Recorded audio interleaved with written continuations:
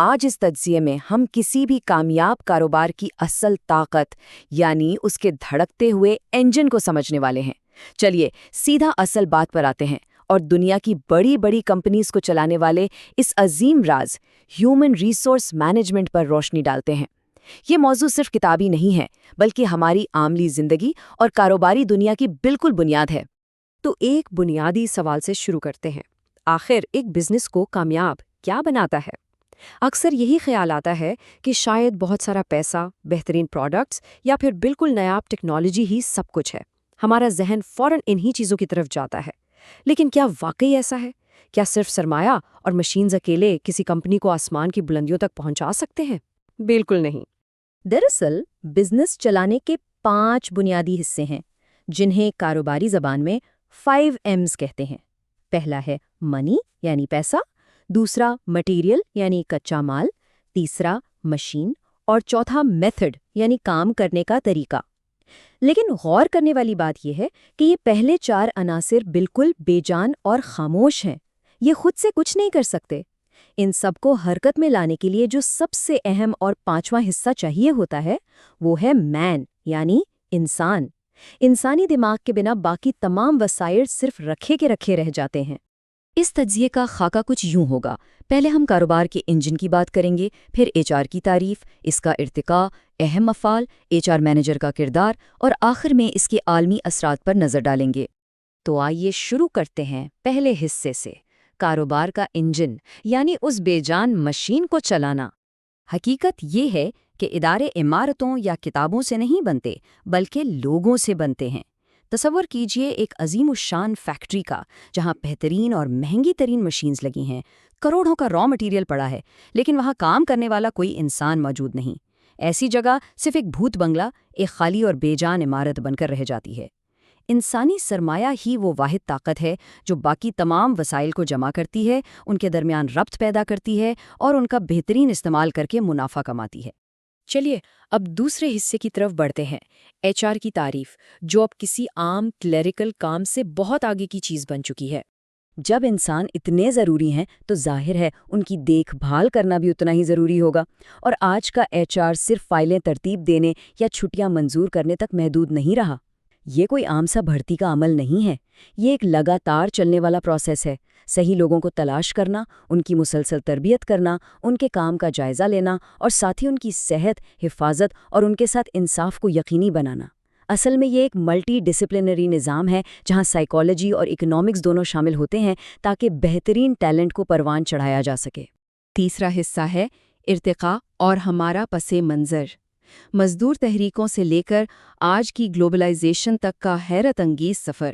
ہندوستان میں کام کرنے والوں کے حقوق کا سفر 1931 میں رائل کمیشن آن لیبر سے شروع ہوا۔ آزادی کے فوراً بعد 1948 کے فیکٹری ایکٹ نے یہ لازمی قرار دیا کہ جن فیکٹریز میں 500 یا اس سے زیادہ لوگ ہوں وہاں HR لازمی ہونا چاہیے۔ پھر 60s اور 70s کی دہائی آتے آتے توجہ صرف مسائل حل کرنے سے ہٹ کر لوگوں کی تربیت یعنی ہیومن ریسورس ڈیولپمنٹ پر آ گئی، اور اس کے بعد 1991 کا وہ سال آیا جب لبرلائزیشن اور گلوبلائزیشن کا انقلاب آیا، کمپٹیشن بڑھا اور اچانک سے ایک اچھا HR ڈپارٹمنٹ کسی بھی کمپنی کے زندہ رہنے کے لیے سب سے اہم ضرورت بن گیا۔ لیکن ان تمام بدلاؤ کے باوجود آج کے دور میں ایک بہت بڑا مسئلہ ہمارے سامنے ہے۔ ہر سال لاکھوں لوگ پاس ہو کر ڈگریز تو حاصل کر لیتے ہیں مگر حقیقت میں ان کے پاس پریکٹیکل سکلز نہیں ہوتی۔ کمپنیز کو ایسے لوگ چاہیے جنہیں واقعی عملی کام آتا ہو، جیسے ٹیلی سافٹ ویئر چلانا یا ٹیکس فائل کرنا۔ صرف کتابی رٹا لگا کر ایگزام پاس کرنے والوں کی مانگ کارپوریٹ دنیا میں اب نہ ہونے کے برابر ہے۔ اصل اہمیت صرف اور صرف اپلائیڈ سکلز کی ہے۔ اب آتے ہیں چوتھے حصے پر، HR کے اہم افعال۔ آخر ایک محکمہ اندر سے کام کیسے کرتا ہے؟ کسی بھی HR ڈپارٹمنٹ کے کام کو آسانی سے 2 بڑے حصوں میں تقسیم کیا جا سکتا ہے۔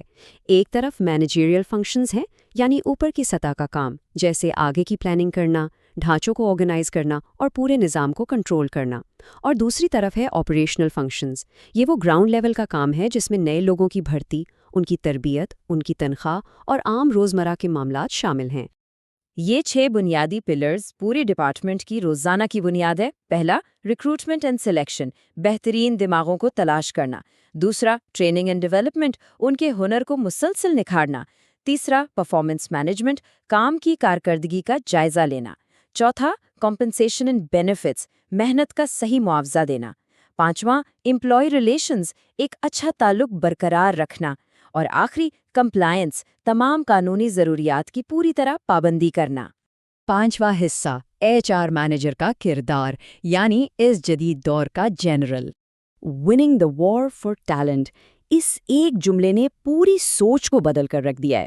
ایک HR مینیجر آج کے دور میں محض ایک افسر نہیں، بلکہ وہ ایک اسٹریٹیجک لیڈر ہے، ایک عظیم جنرل ہے جو میدان جنگ میں بہترین اور طاقتور ٹیلنٹ کو اپنی کمپنی میں لانے کی شدید لڑائی لڑ رہا ہے۔ اور اس ٹیلنٹ کی جنگ کی شدت اس حیران کن نمبر سے ظاہر ہوتی ہے۔ ذرا سوچئے، صرف 2000 خالی اسامیوں کے لیے 10 لاکھ درخواستیں۔ اس کا سیدھا سا مطلب ہے کہ کمپٹیشن بے پناہ ہے۔ اس ہجوم میں سے صحیح ہیرے کو تراش کر نکالنا نہایت باریک بینی اور سخت محنت کا کام ہے۔ ایک HR مینیجر کو ایک ہی وقت میں کئی مختلف کردار نبھانے پڑتے ہیں۔ ایڈمنسٹریٹو کردار میں وہ پالیسی بناتا ہے اور ویلفیئر کا خیال رکھتا ہے۔ آپریشن کردار میں وہ ایک ٹرینر اور میڈیٹر کے طور پر کام کرتا ہے۔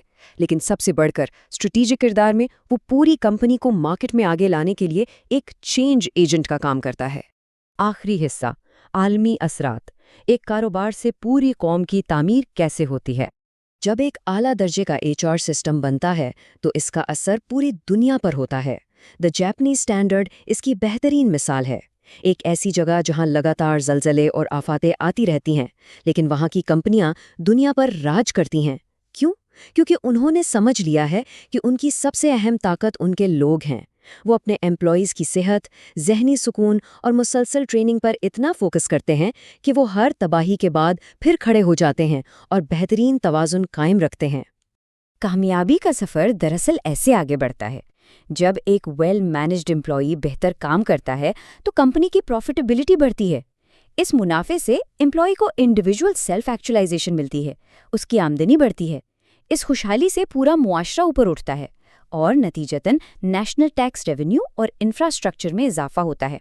تو دیکھا جائے، ایک بہترین HR سسٹم پورے ملک کی ترقی میں براہ راست حصہ ڈال رہا ہوتا ہے۔ تو آخر میں ایک اہم سوال، اس شدید اور گلوبل وار فار ٹیلنٹ میں کیا صرف ڈگری حاصل کر لینا کافی ہے یا عملی مہارتیں یعنی پریکٹیکل سکلز اصل اہمیت رکھتی ہیں؟ امید ہے اس تجزیے نے اس خاموش لیکن عظیم طاقت کو نئے انداز میں سمجھنے میں مدد دی ہوگی۔ ہمارے ساتھ اس سفر میں شامل ہونے کا بہت شکریہ۔